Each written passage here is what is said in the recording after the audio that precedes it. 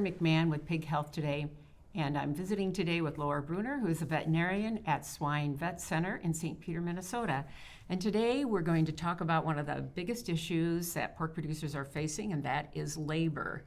And Laura, tell us why, or your experiences that you're seeing happening with labor in many of your clients. Yeah, I would say that's probably the number one issue that our clients face.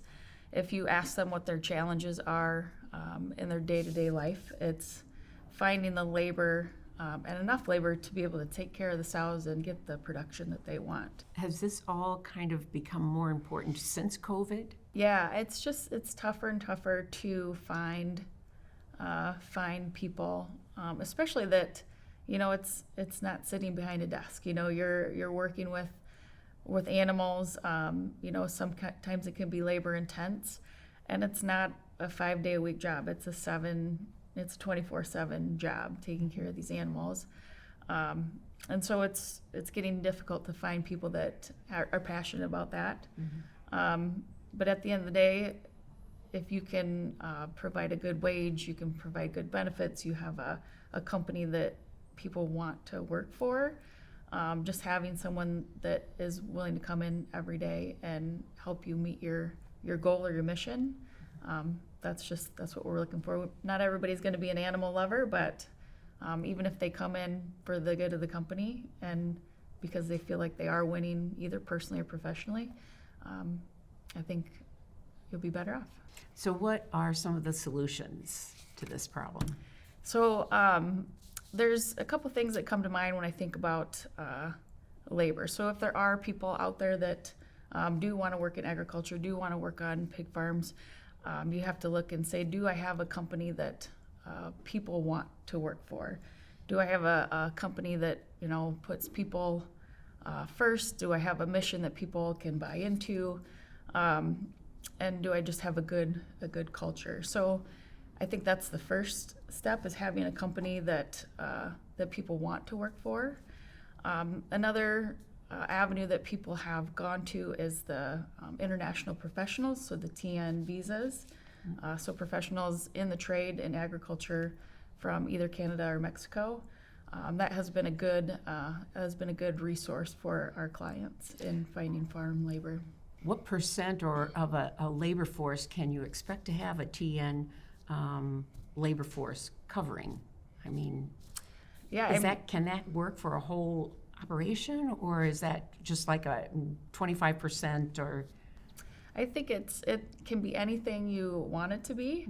Mm-hmm. We have some clients that only have a few. We have some that have the majority of their staff as TN visas, but with that comes a little bit of ownership in that these people are coming from their country. They don't usually have a driver's license. They don't have a place to live. They don't have any people, and so that onboarding piece to the for the people, which kind of goes back to the healthy company and good culture, but it takes a little bit of time and investment for the employer. You talked about culture. How do you fix a culture, or what is a good culture? Have you seen a company be able to turn around their culture? I would say the culture that is probably the most successful is the culture that puts pigs and people first. So a culture that when you're making decisions and you're facing decisions, you ask those two questions. Is it good for the people, and is it good for the pigs? And I think that's a culture that across our client base has never failed. I think it's different for everyone. Mm-hmm.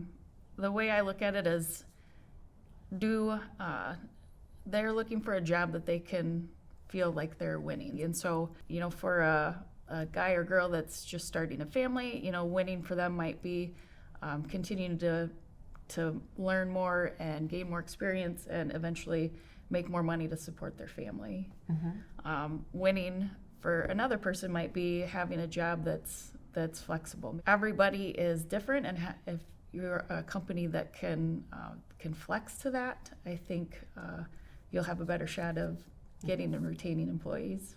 You mentioned mission statements. Tell me, do most pork operations have a mission statement? Yep, I would say that a lot of companies especially within our client base, have mission statements, and it's probably bigger than the mission statement, but like the mission of your company. The one thing that everybody, from the person that's feeding the animals all the way up to the owner, that they're all working and striving for. Iowa Select had that pounds of pork sold, and they had everyone in the company from the growers to the administration, the office. They were all pulling towards that same goal, and everybody knew what that goal and that mission was. How does a company let everybody know that they've got this good culture, that they're doing well? I mean, how do they promote themselves? I think always within, if you ask your employees, would they refer their sister or their brother or their best friend to come work? And if the answer is no, then you probably need to take a look at, the health of your company. But word of mouth for sure, I think, is the big one. And really social media. I mean, everybody is on social media. And so developing that platform, having your employees that are currently working for you being your advocate and being your recruiter, I think can be a good thing.